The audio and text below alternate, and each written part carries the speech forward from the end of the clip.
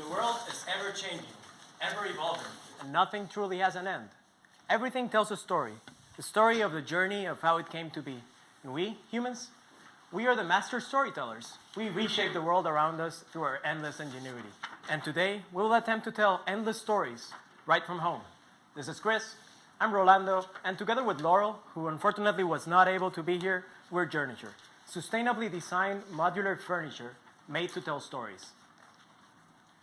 Recycling has increased to 34% of non-durable goods, yet durable goods are still at just 18%, even though they comprise almost 20% of the total municipal waste discarded every year. This is almost 50 tons of materials that could be put to good use but are instead discarded forever. So why is furniture not being recycled? I get it, I think you do. Drive around anywhere in DC and you can see furniture kicked out to the curb, left there for someone else's problem to deal with. And I know I get it. When my wife and I first moved to DC, we moved into an apartment building, no elevator, all the way up on the top floor, and we had to move our furniture up this narrow staircase, and this turned out to be a Herculean effort. So most people, when they decide to move, they just take their old IKEA furniture or what else they got, they throw it away, they buy new stuff, bring it with them, because furniture manufacturers right now are not allowing us to make sustainable decisions as well as furniture options that allow us to move it easily. The Journeyture solution will take our modular stylish designs and make choosing sustainable furniture options almost second nature. So what is the Journeyture solution? Well, what we're going to do is we're going to pick up discarded furniture as well as allow drop-off at our manufacturing site, where we will then sort the materials into usable and non-usable material. What we mean by usable is a piece of furniture that may arrive, maybe it just needs a little TLC, a little love, or a designer can look at it and say, you know what, I can make that better. That'll be sorted off to the side. Everything else, your IKEA furniture, your office furniture, your particle board, all the stuff that everyone throws out, that's going to get further sorted. We're going to remove all the materials that can be recycled, such as metals and plastics, which will be recycled and further sold off as scrap. Then everything else goes into our chipper. And then after that, we get a nice wood chip substance that's recombined with an ecopoxy to come up with our usable material that we're dealing with. This is a sample right here of the materials that we've made. This is made from wood chips and simulated debris, similar to what we're using. Really strong, really durable. We left this one open so you can see what's inside of it. Pressure and ecopoxy make it up. It can be completely customized. You can color it. You can put in other materials that's into our molds. They're going to go into our modular designs and our products. So our first product line is our mods. This is our main product line. They're simple, standardized, modular designs. Kind of think of the Legos of furniture, and they incorporate 100% recovered materials. Price points start at around $75 for individual pieces and attachments, all the way up to $600 a set. Our other option is our exclusive designs. This is the furniture that we get that just maybe needs a little TLC, or a designer wants to redesign. It can be modular or non-modular, but they're exclusive one-off designs, and they're completely designed around the available materials we have. Therefore, prices will be variable on these. So our preliminary designs, we're starting off with cube designs right now, just because a cube, when you take it, it can be recombined and repurposed almost into limitless combinations. As you can see, we go through each cube, it can be recombined with the materials, and then after that, it allows for additional add-ons to them, which you can incorporate. Say if you have a table here, you can put on a glass attachment that will allow for attachments on there, completely customizable for what the customer wants. In addition to our main product lines, we will also establish an online platform where customers will be able to design their own pieces using our parts, and they will also be able to exchange not only the designs themselves, but the parts used to make them, thereby extending the lifetime of every piece ever purchased. The platform we have affectionately named ModMe will also be a place where we will select periodically some of the designs that are deemed to be top rated, and the author will be credited. This will be part of a donation program as well. Through ModMe, we intend to create community, a sense of ownership, and customer loyalty. So what's our secret sauce? Well, current market failure is when the private sector fails to address an issue due to a lack of perceived economic incentive, and the public sector fails to address it due to resources or scope. The gap left between the two sectors is an opportunity for social business innovation. This is an opportunity that's often ignored by traditional furniture manufacturers, but it's in our DNA. Sustainability is our advantage. So our business model line, we're looking at a triple business bottom line here. And the first pillar of this triple bottom line is our economic sustainability. We cannot be a sustainable furniture company if we are not financially viable. And we intend to do this with our digital and retail sales, as well as establishing rentals and government contracts, as well as corporate contracts and contracts with schools as well. Our ample supply of low-cost feedstock also significantly reduce our production costs for a furniture startup of our nature. The second pillar is the social one. We will engage communities by creating workshops on sustainable consumer choices and lifestyles, thereby spreading the Journeyture philosophy. We'll partner with local artists to design public spaces, to design some of our pieces, and we'll also explore partnerships with nonprofits such as recycling centers, and we will provide employment to local return citizens. The third and final pillar is the environmental one, which is related to the core principles behind our business model. We will keep durable goods and materials out of the waste stream. We will keep manufacturing and distribution on a local level, reducing carbon emissions. Anything we cannot use will be recycled, and everything we do use will be environmentally friendly.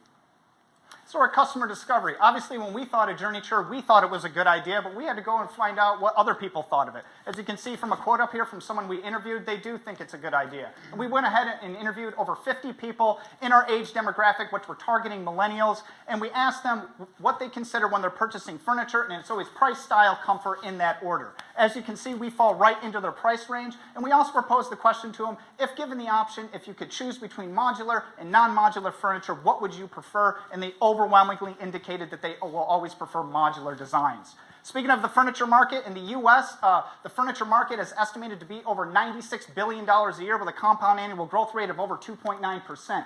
Millennials comprise the largest purchasers of furniture currently, and their spending on furniture has increased 142% since 2012.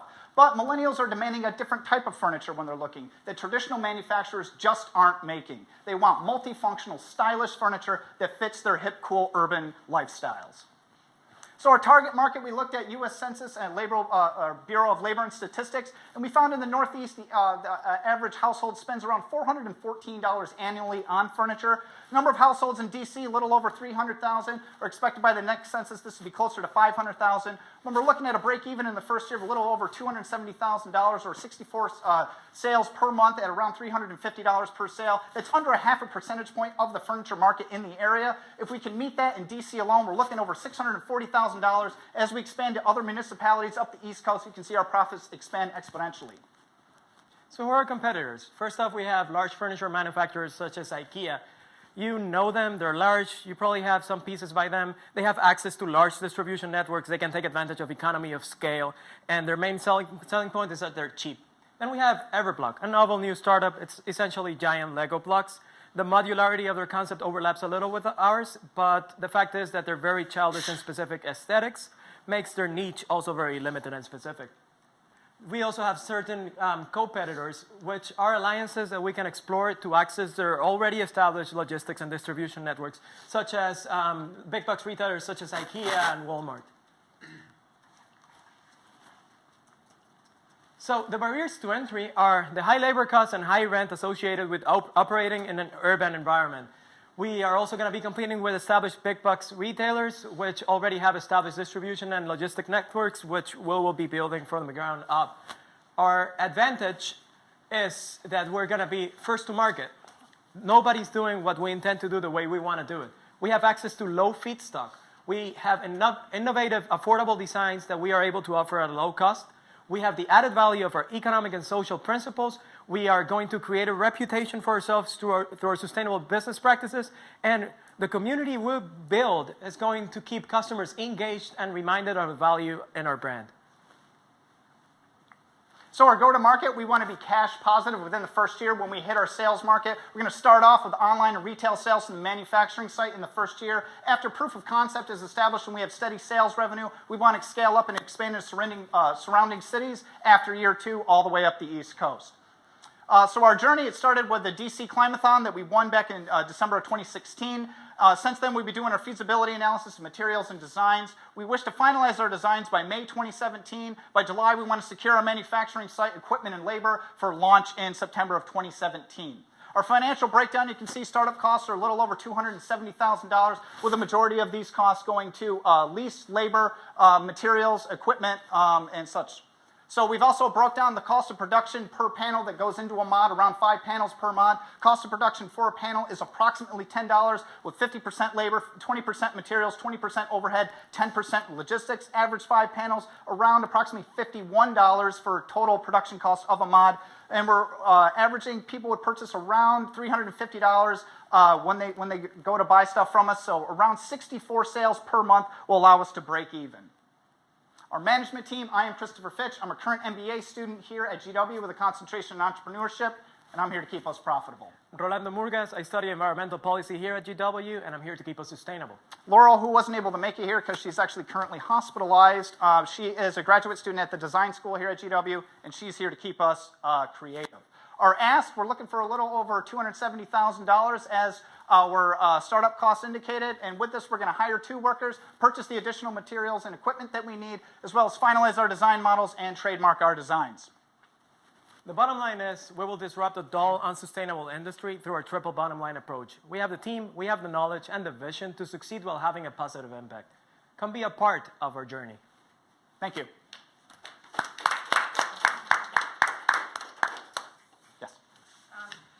Concept. I think it's great. I think it might be in your plan, but office movers just went out of business, but there's a huge industry as well in when people are moving offices and they just want to get rid of their old furniture. So I think that could be a huge, at least, input. But I would have loved to have seen these designs. Sure. And I think as a potential investor, I love everything about this concept, but ultimately it's one of those things like you can tell me all you want about a food product, but if it tastes bad, it's not going to sell.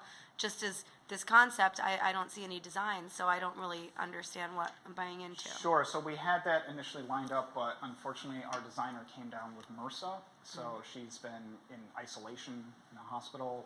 We have since sourced another designer, but she wasn't able to produce what we could in time for the competition. But yes, we do fully understand that. We're already looking at our molds to get everything made. We just need to get them finalized. Hopefully by the final round, we will have the designs and we'll have the actual sample prototypes made and ready. And it will look kind of like that, or? Yeah, I mean, this is kind of a concept to just illustrate how modularity works. Some people, we've gotten questions in the past of what modular designs look like, how they work. This shows the separation of things. But yes, all designs are open. It's just completely dependent on the designer and how she's going to work with the materials. Yeah. Who is that? What is that? This is just a gift that we found that was somebody had put. Whose product is that? It's nobody's product. It's just a one-off designer's idea. Oh. So when we were doing our initial market research as well, we found a lot of this out there. It's just one-off individual designers kind of messing around, not into production though. Let me ask you in that last part there, because a big part of your initial play is going to be a B2C type of thing, and you're going to do online sales. So how are you actually reaching your customers? So our initial customers that we're looking at, we're hoping to engage in online marketing campaigns to really target, as well as pop-up venues to kind of showcase what we're starting. We wish to start extremely local, and by partnering with local artistry to showcase our designs, as well as inviting people to the manufacturing site to see what we're doing, hopefully to build up publicity about it to attract a loyal customer base. And do you have a manufacturing site here? We're looking at a place actually in Virginia. It's a little bit outside the city, and we're doing that because of low tax costs as well as a lower labor cost out there. Yes, sir. You mentioned that Everblock is one of your competitors, and you're kind of overlapping with their designs. So I'm wondering how that's going to impact your IP, and if there could be a litigation or some kind. No, their designs are actually like, think of like an actual Lego block and just make it this big. That's about, and they're using plastic molds, so all their stuff is made in China, and it's just a huge Lego block. It's all it is. The overlap is only in the concept of modularity. So we're making modular furniture. They're making modular Lego blocks. Yeah. So that's the extent of it. It's like Lego blocks for adults, basically. Yes. A couple of questions. So one, I get the size of the furniture market. It seems like there's a very particular persona that would be interested in A, modular design, but B, coming from potentially sustainable sources of some sort.